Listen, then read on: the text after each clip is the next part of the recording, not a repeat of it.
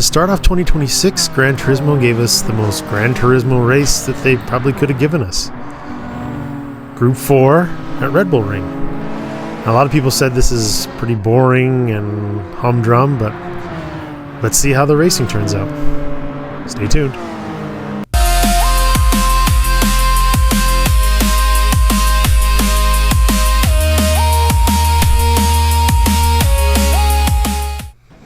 Welcome back, racers. You're watching MMG. I'm Tom.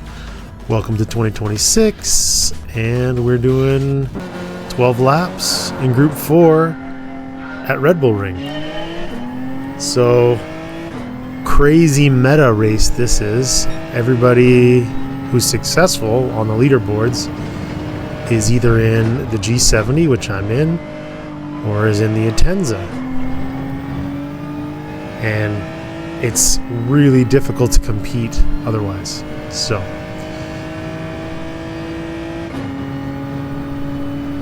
starting out in P5, down to corner 2. I've got a little bit of a run on the Brazilian here, and McGann. So, like I was saying, 12 laps here, Group 4.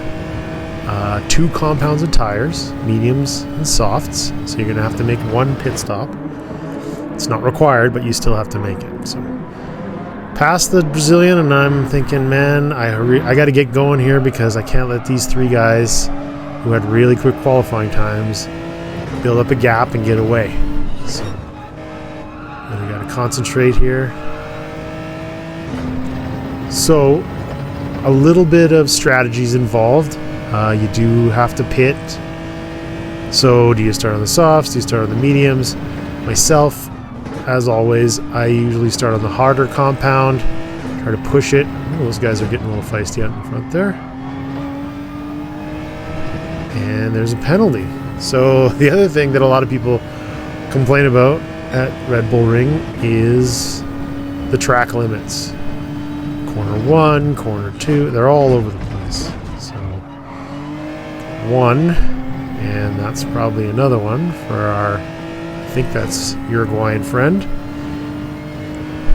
Anyway, like I was saying, the strategy is about when to pit and how long to push your tires. So, look at him really, holy moly. So he's got a 1 second penalty now. That's 2 track limits. So, as I usually do, like I was saying, I start out on the harder compound. I try to push it a little bit. And hopefully I can keep pace with people who are maybe using the softer compounds first, which I think these guys are. So, through the infield section here. Try to stay close. Don't need to push too hard, or he's got a 1 second penalty, so.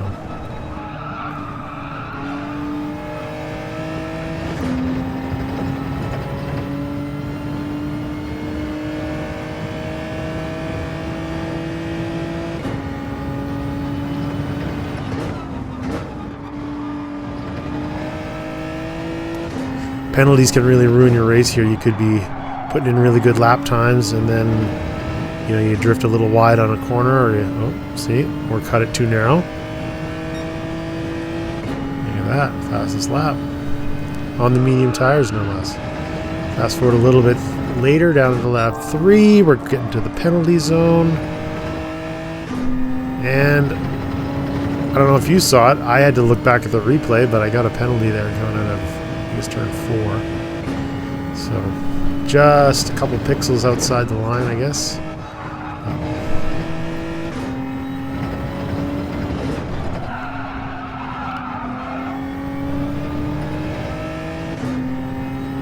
Can't reel this guy in.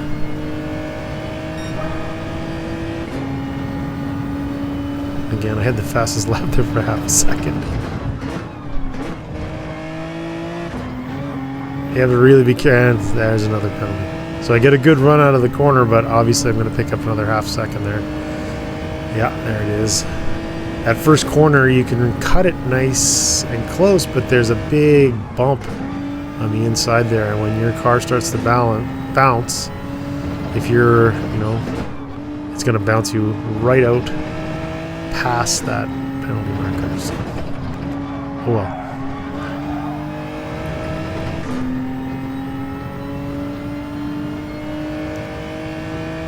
So a few people are starting to pit already. Some of the soft guys on the softs, which kind of makes me feel, ooh, a little bit. Move down the inside, and he gives me the space. Nice. Back out to the racing line.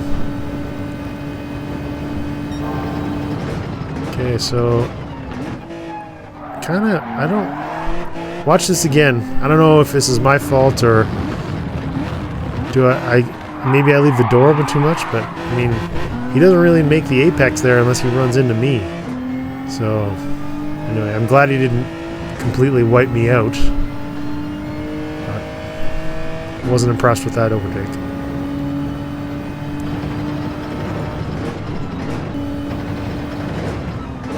So at the end of lap 5, I figure out that these two guys are on soft tires, which gives me a pretty good feeling because I'm on the mediums. So I was able to keep pace with them while they were on the softs. So fast forward another couple laps, and on lap 7 I go in to take my mediums off and get on the faster compound. Quick pit stop. And I come out in P2, and it worked out really well because the guys that I passed going into the pits come up behind me. So my pit strategy seems to have paid off really well.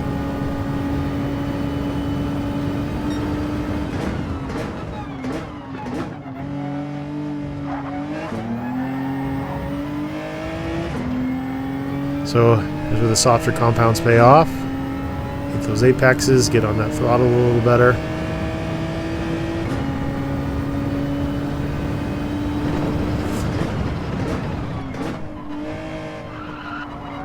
So 4.5 laps left.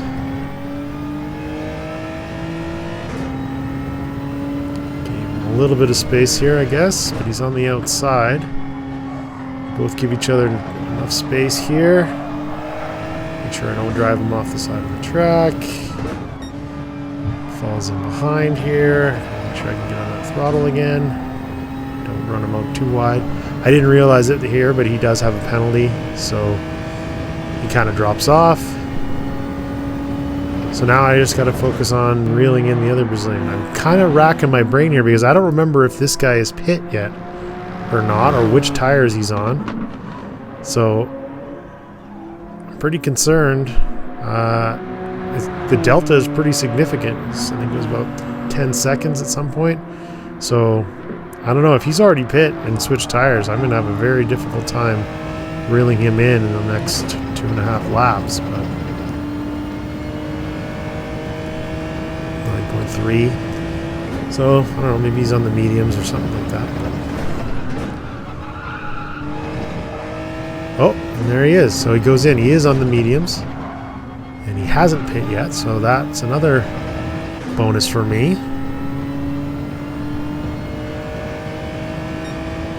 There we go. Up into P1.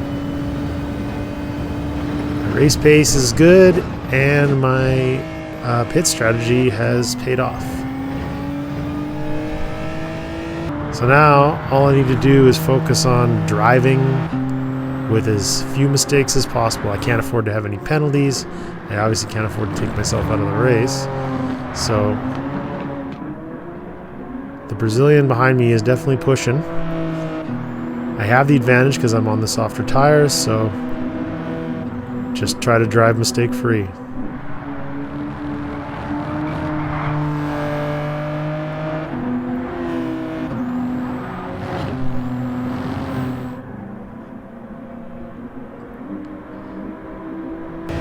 Fast forward to the end, and I managed to keep it penalty free and problem free. I bring it home in P1. So Good start to 2026.